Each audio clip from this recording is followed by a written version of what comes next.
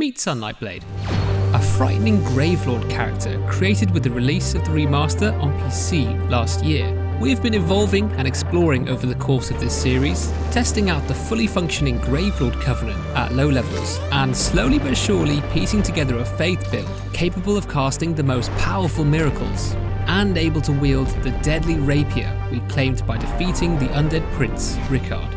Today, our journey brings us closer to completing one of the final and most important steps in this playthrough, breaking into Anor Londo and stealing the most legendary miracle of all.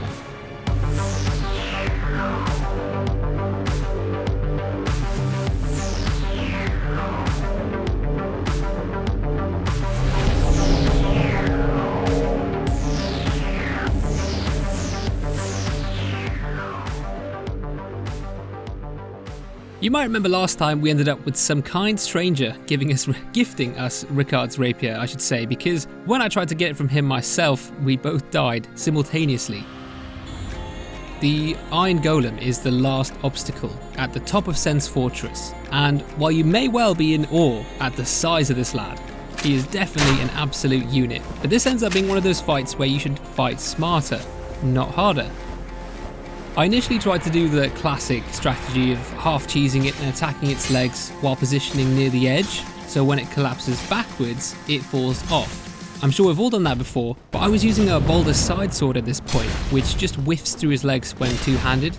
So, why bother trying?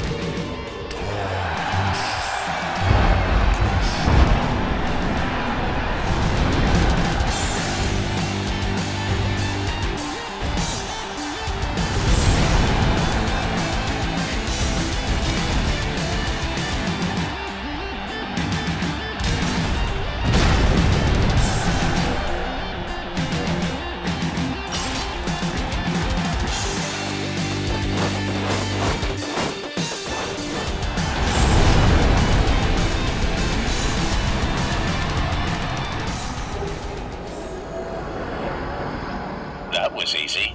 Anor Londo looks as stunning as ever, even better in the remaster. I love the sense of awe you get each time it comes into view.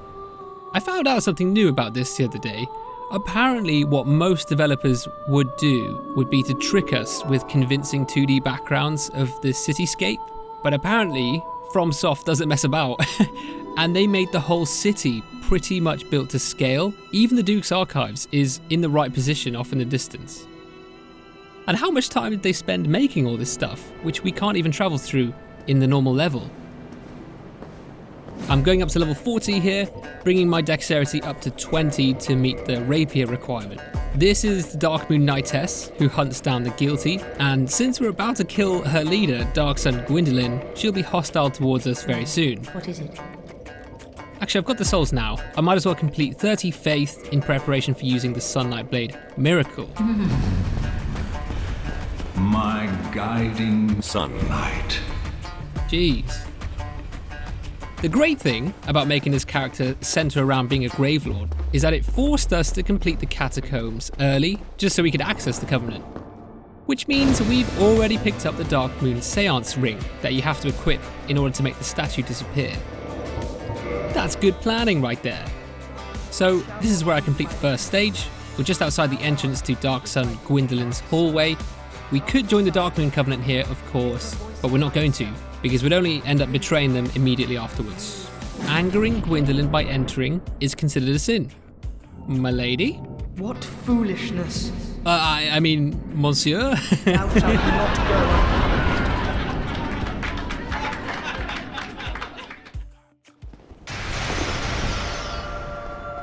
go. You're essentially chasing this magical deity down a seemingly endless hallway. Except it's not endless. Funnily enough, one of my first ever videos to go viral back in 2013 was a video exploring Dark Souls secrets, and I proved on video there was an end to this hallway. If no one else has, well then now it is proven on video. Most people thought, including myself, that this hallway went on forever, that it never stopped and never had an end. Thank you so much for 1,000 subscribers. That is what this video was about. It's a 1,000 subscriber thank you. I hope to do more things like this in the future, sort of top 10 things, and He has 3 different attacks, just 3.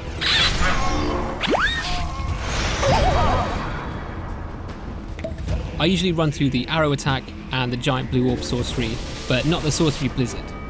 The length of this fight simply depends on your damage output. How much damage can you do in 2 or 3 seconds? So then, aside from dodging and avoiding everything, the only thing you need to manage is making sure you have enough stamina when you reach him so you can get some attacks in. Otherwise, it's a simple fight, and we can move on to the ultimate reward, looting his father's grave. Oh, heretic. Swathed in Sun. On this small planet.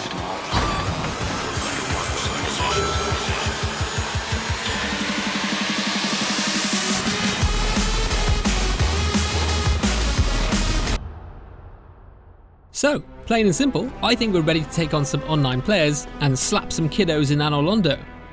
Probably shouldn't have said that. Anyway, I actually do think we'll destroy people. With the way I've structured my stats and the miracles I've got on hand, not to mention I've kept my weapon upgrade level low for matchmaking, I think we'll tear through people. There's just one thing I don't feel comfortable without, and that's a certain ring held by our old friend Lautrec, the Golden Knight from Karim. He's the psychopath we rescued from his cell back in the church, and as you know, he betrays us and murders our firekeeper in Firelink.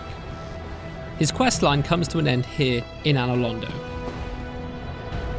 We're going to use the Black Eye Orb we found on our firekeeper's corpse to invade Lautrec and defeat him and his bodyguards.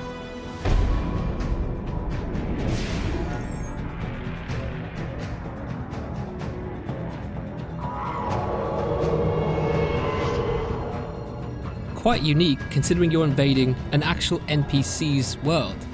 Even though we've just betrayed the Darkmoon Covenant and killed Gwendolyn, you still invade as a spirit of vengeance in this case. I guess because we are literally avenging our firekeeper. It's not that realistic, is it? I think both of those white phantoms should be Havel monsters. The sorcerer just has spells, although I think he can punch too. And the other charges around with a pike, but they have like 700, 800 health each. You don't actually need to kill the 2 white summons either, but if you do, you can then get Lautrec stuck behind the lever to the main doors, which I always think is quite a laugh. Serves him right. I don't have that much else to say about this fight. It's so easy now because in the remaster you can actually use Estus in invasions. Back in my day, you couldn't heal during this fight. It actually used to be a bit of a worry sometimes. And that is the Ring of Favour and Protection in the bag, also known as the FAP ring, also known as pretty much the best ring in the game, am I right boys? But it permanently breaks when you remove it. But then how did we remove it from Lautrec?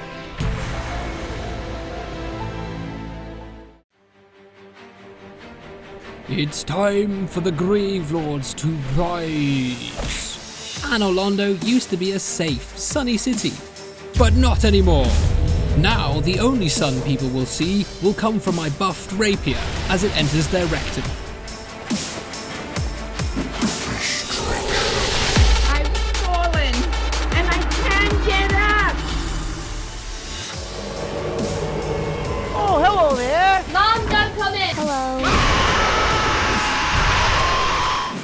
So I'm looking at the bonfire because when it goes down like this, that means I've been invaded, so here we go.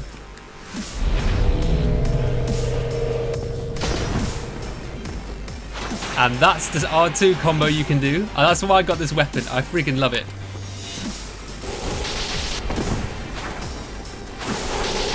Oh, this damage is good. This damage is good. Okay, this is performing pretty well quite right now. Look at the chip damage I'm doing. I could have killed this player. It almost. Oh, actually, better go. Okay, he's down. Next one's coming in. That's good because I've just got an Eye of Death. So I've replaced the Eye of Death that I used initially. That's a very important thing to keep in mind when you're a Gravelord. You need to be constantly replenishing your Eyes of Death. I've actually run out of my Sunlight Blade buff. Obviously I only get 1 casting, so that's going to be the restriction with this build. Do you guys find you actually subconsciously adjust your playstyle depending on who invades you. For example, if someone invades me and they're in like Mask of the Mother, Havel's gear, or just some really sort of min-max top tier efficiency armor and weapons, I will adjust my playstyle to that and I'll play more dirty and more intensely myself. But if I get invaded by the people who just invaded me, I don't take it seriously, and I usually die because of it, but I don't mind. Is that weird? Does that make any sense? Oh, he's been to Islith. Oh, yeah, we've got an Islith Pyromancer over here. Chaos Fireball, very nice. How did that hit me? Oh, if that combo landed, that would have been it. Nice. Good fight. Oh, crap.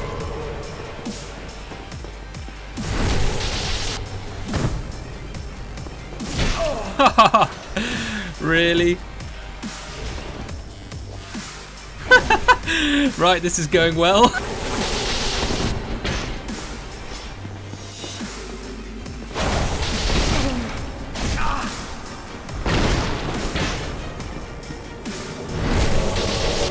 Oh no, I've just got a third one.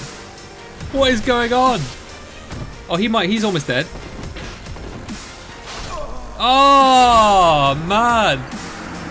And there's a third one. We've got the Silver Knight coming in. It's alright, I think I...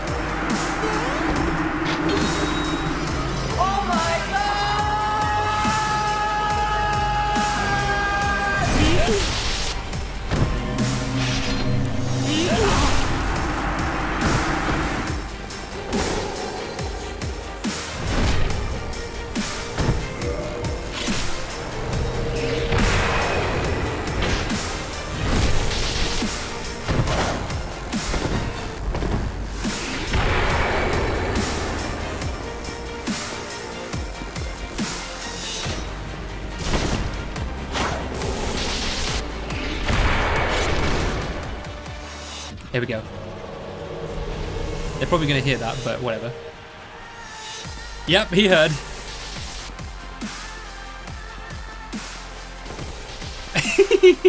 He's a Gravelord. He's got the Gravelord sword. Oh, that's funny. My build, other than that, is very fair. That's the funny part. Like, a +5 rapier. Not a big deal at all.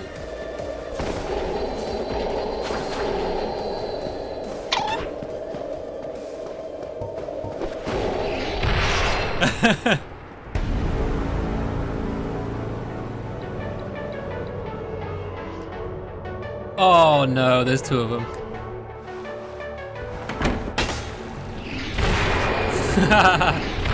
That shut them up. Yeah, that's right.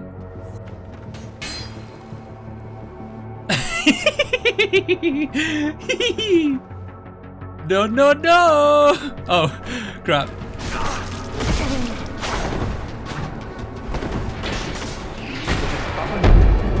No! No! No! No! What now? What should I do? My son. My dear, dear son. Oh, he can open doors? I didn't even...